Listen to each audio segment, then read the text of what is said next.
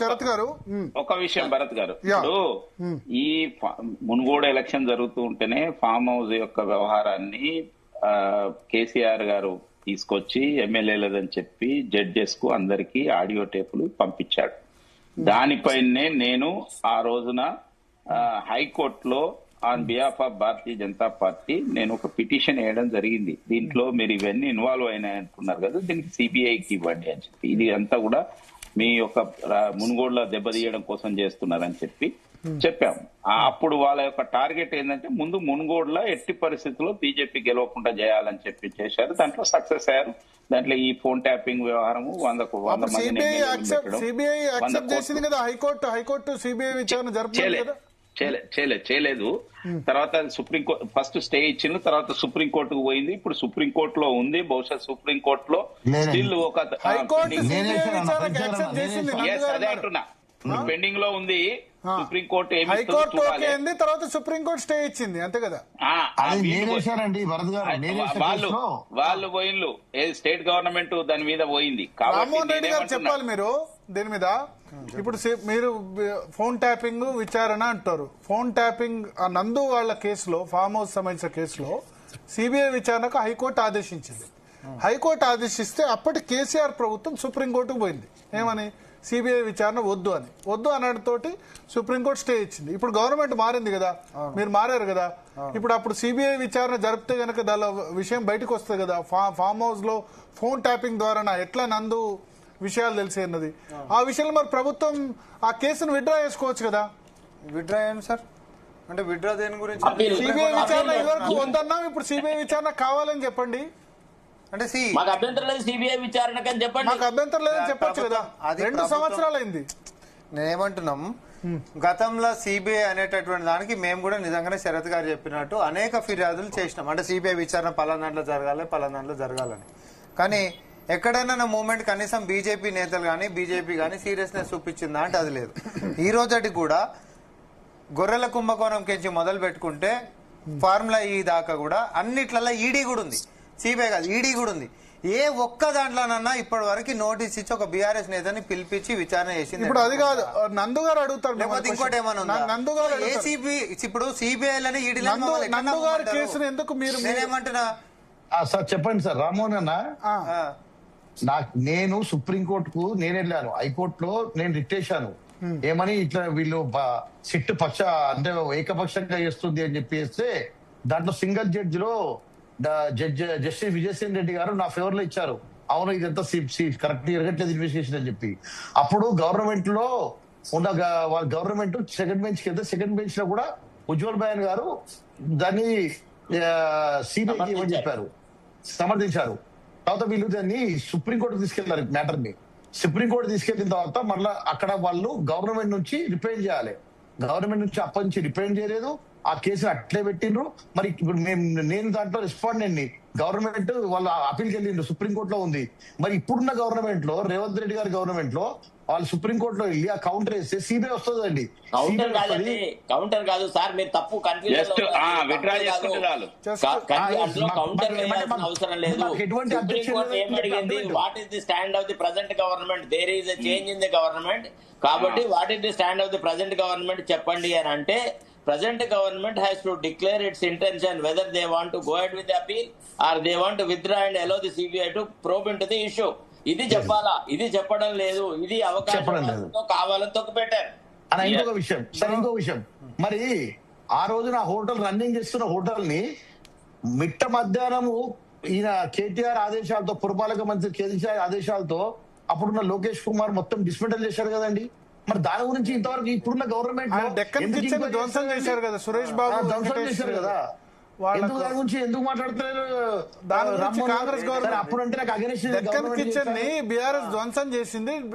Because supporting to Suresh Babu, Venkatesh ఇద్దరికి support గా ఆయన డెక్కన్ కిచెన్ హోటల్ ని ఫిలిం నగర్ లో ధ్వంసం చేశారు. ఆ విషయంలో కాంగ్రెస్ ప్రభుత్వం ఎందుకు చర్య తీసుకోవట్లేదు? ఏం కాన్సెన్స్ ఉన్నా వచ్చి రిప్రజెంటేషన్ ఇచ్చారు. ఆయన రిప్రజెంటేషన్ ఇచ్చారు. ఎవరికండి? 10 సార్లు పోయిన డీజీపీ గారికి. అప్పుడు ఎందుకంటే ఇప్పుడు మరి బీఆర్ఎస్ కాంగ్రెస్ ఒకటే అంటారు మరి విషయంలో. ఈ No, no, ఇది బీఆర్ఎస్ personal కాంగ్రెస్ matter ఒకటి అని కాదండి. అనడానికి బీఆర్ఎస్ బీఆర్ఎస్ కాంగ్రెస్ ఒక్కటని ఇప్పుడు మీరు ఇట్లా అంటే మళ్ళీ ఫోన్ ట్యాపింగ్ పిలిస్తే కక్షపూర్ ఇద్దరు కలిసి ఒకటే. అదే ఇదా ఏదో ఒకటి చెప్పు రాదు సార్. ఇద్దరు కలిసి పోనీ అదన్నా అనుకో, జగన్ ఇద్దరు కలిసి అదన్నా నందు వ్యవహారం తెలిసట్లేదు కదా, నందు వ్యవహారాలు ఎందుకు కామ్గా ఉన్నారు? మరి బీజేపీ ఫోన్ ట్యాపింగ్ తెలిసిందే నా వల్ల కదండి. ఫోన్ అసలు ట్యాపింగ్ ఫోన్ ట్యాపింగ్ అనేది వచ్చింది నా వల్ల, నా ఆడియోలో వచ్చింది. మీరు 1,00,000 ఫోన్లు ఇన్నా కూడా అందరివి. అందుకని ఇప్పుడు ఈ నా సిట్టు ఒక్క- విచారణ చేస్తుంది కదా, ఈ సిట్టు విచారణ హరీష్ రావు దాకా వచ్చింది, వస్తుంది మెల్ల ఆడి కూడా వస్తుంది. ఇప్పుడు అక్కడ వస్తుంది దాకా సార్, కూడా దాంతో అక్కడ పాటుగా ఉన్న సుప్రీంకోర్టు కేటీఆర్ అవునండి, అప్పుడున్న నా దక్కన్ కిచెన్ ఎందుకు కూల్చివేసిన చెప్పు ఎంక్వైరీ అయింది.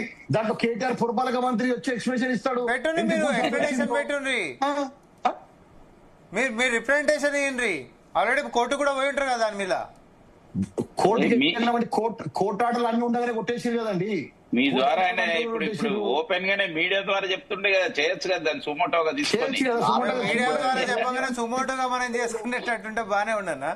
ఇప్పుడు నాకు కూడా కేసీఆర్ అరెస్ట్ చేయరని మీడియా ద్వారా అడిగిన, మరి చేయరాదు జల్దీ. సార్ ఇంకో విషయం, నేను రాధాకిషన్ రావు వీళ్ళంతా సురేష్ బాబు హీరో వెంకటేష్ అందరూ కలిసి నా హోటల్ డిస్మెంటల్ చేసిన చెప్పి డీజీపీ గారికి కంప్లైంట్ ఇచ్చిన. పొద్దున రిజిస్ట్రేషన్ చెప్పండి, నేను దానికి సంచలనమైన విషయాలు చెప్తాను మీకు అసలు విషయాలు చెప్పలేదు. మనం మాట్లాడదాం. దేశం విక్షేపోయే విషయాలు చెప్తాను నేను. ఎందుకంటే ఇప్పుడు మాకు సెక్యూరిటీ గారు నాకు మా నందు హోటల్ గారు డిస్మెంటల్ దాన్ని పట్టించుకోరు. నందు గారు సెక్యూరిటీ అంటే ఎందుకు ఇవ్వట్లేదు? ఏంటిది నందు గారు సెక్యూరిటీ ఎందుకు ఇవ్వట్లేదు? సెక్యూరిటీ అంటే మేము ఎట్లాంటి విషయాలు కేసీఆర్ చెప్తాం? టార్గెట్ చేశారు కదా, ఏ విషయంలో? ఏ విషయంలో? ఆయన ఫోన్ ట్యాపింగ్ కేసులో ఆయననే బయటికి ఆయన వెళ్ళక ఫోన్ సెక్యూరిటీ ట్యాపింగ్- పెట్టుకుని ఈయనకు సెక్యూరిటీ ఎందుకు? సరే నా స్వేచ్ఛ తిరుగురి, ప్రజాప్రభుత్వం ఏం కాదు, మీరు తిరుగురి. ఆయననే భయపడి ఫామ్ హౌస్ లో కూర్చోండు, అవును సార్, మీ బెదిరించేటోడే భయపడి అవును ఫామ్ సార్, హౌస్ లో మీ- కూర్చోండి, ఇబ్బంది ఏం లేదు. మీరు ఒక పని చేయండి సార్, మీ సీఎం గారు డీజీపీ గారు రాసేయండి నందు గారికి ఏమైనా మాదే రెస్పాన్సిబిలిటీ అని చెప్పి. ఏమని నేనే ఈ నేను కథ ఎట్లాంటి బాగుంది. సంచలన- నీకేమైనా మేము రెస్పాన్సిబిలిటీ అనేట్టు రాస్తామే. మరి ఎట్లా సార్ మరి ఇప్పుడు? మేము- స్వేచ్ఛగా తిరుగుతున్నారు కదా మీరు. స్వేచ్ఛ తిరుగు మనం అని. ఇప్పుడు ఆయనకి ఏమైనా అంటే ఆయన ఏదైనా చేసుకుంటా మాకెట్లా రక్షణ కల్పిస్తామని అంటుండు ఆయన భావన అది. రక్షణ కల్పించమని అంటారు సార్, మేమేమంటాం మీకు మీకు సంచలనమైన విషయాలు చెప్తాం ఇంకా. చాలా సంచలనమైన ఈరోజు విషయాలు చెప్తాం. రాష్ట్రంలో ప్రజలు భద్రంగా ఉన్నారు, ఇబ్బంది ఏం లేదు. ఒకప్పటి లెక్క మాదక ద్రవ్యాలైనా, ఒకప్పటి లెక్క ఈవ్ టీచింగ్ అయినా, లేకపోతే ఇంకొకటైనా లాంటివి ఎంకరేజ్ చేసిన పరిస్థితి లేదు. ఇంకా సంచలనమైన విషయాలు తెలవాలంటే ఎన్నో విషయాలు ఇంకా నేను 1% నోరిపినా, 99% నోరిప్పలేదు. 99% నోరిప్పాలంటే నా రక్షణ కూడా కల్పించండి. మీద నాకు హక్కు ఒక రోజు. ఎందుకు చెప్పండి. Okay, 1 second sir. Yeah sir Nandakumar close గారు, చేద్దాం, శరత్ గారు క్లోజ్ చేద్దాం. ఒక బ్రేక్. ఇప్పుడు మీరు ప్రతిసారి ఇట్లా ఆవేదన వ్యక్తం చేసే బదులు మీరు యాజ్ ఎ రెస్పాండెంట్ గా కూడా ఎక్స్పెడిట్ హియరింగ్ గా అడగవచ్చు.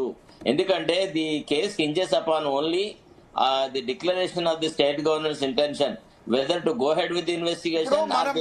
డిబేట్ లో వచ్చిన తర్వాత నందు సార్, సిట్టు పిలిచారు, నేను అప్పుడు ఒక పిలవలేదు. విషయం 1.5 year పాటు మీరు పిలవలేదు. పిటిషన్ వేయండి, ఆ. మీరు పిటిషన్ వేయండి, ఒక ఐఏ మూవ్ చేయండి సుప్రీం కోర్టులో. సార్, మీకు ఒక విషయం చెప్తా, శరణ్ గారు, శరణ్ గారు, కాదు, నేను ఏమంటున్నా, కోర్టులో పెండింగ్ ఉందా? నేను Yes, సురేష్ బాబును ఒక్క నిమిషం ఇక్కడ అడుగుతున్నారు కాదు, క్లారిఫికేషన్. నందుగారు సురేష్ ఇప్పుడు- బాబు వెంకటేష్ ఇద్దరిని కోర్టుకు విచారణకు హాజరుగామని 8 సార్లు సమన్లు జారీ చేస్తే 8 సార్లు వాళ్ళు అటెండ్ కాలేదు.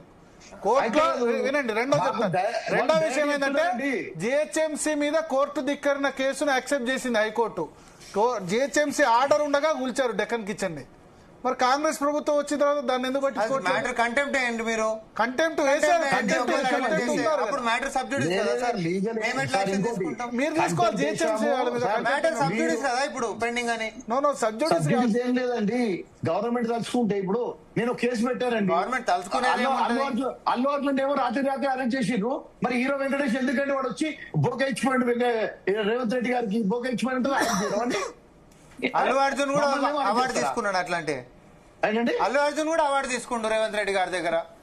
రేవంత్ అట్లా అని చెప్పి అరెస్ట్ ఇది అది కుదిరిన తర్వాత అవునండి, అక్యూజుడు ఉన్నారు సురేష్ బాబు వీళ్ళందరూ అక్యూజుడు. కమిషనర్ గారి పక్కన కూర్చొని మాట్లాడతారండి అక్యూజుడికి దొంగ జేబు దొంగలు కూడా మాట్లాడతారు అట్లా కాదు. ఇప్పుడు అట్లానంటే ఈ ఫోన్ ట్యాపింగ్ దాంట్లో కూడా అక్యూజ్లు ఉన్న వాళ్ళు ఉన్నారు, కాళేశ్వరం దాంట్లో అక్యూజ్లు ఉన్న వాళ్ళు ఉంటారు, ఇంకో క్రైమ్ లో అక్యూజ్లు ఉన్న వాళ్ళు ఉన్నారు. ఈ రోజు దేశంలో బీజేపీ ఎంపీలలో 70% అక్యూజ్ కాదు, కన్విక్టెడ్ కూడా ఉన్నారు. అట్లంటే వాళ్ళందరితో పక్క మోడీ గారు ఫోటో చూస్తున్నారా? సమాధానం అంటే ఎగ్జాంపుల్ చెప్పి కాంగ్రెస్ పార్టీలో ఉదాహరణ చెప్పిన అన్ని పార్టీలలో ఉంటారు పోనీ. ముందు దాని చూసుకో. సో చూద్దాం ఫోన్ ట్యాపింగ్ వ్యవహారంలో ఏం జరుగుతుందో. శరత్ గారు మీరుండండి, రామ్మోహన్ రెడ్డి గారు మీరుండండి. ఒక ఇంపార్టెంట్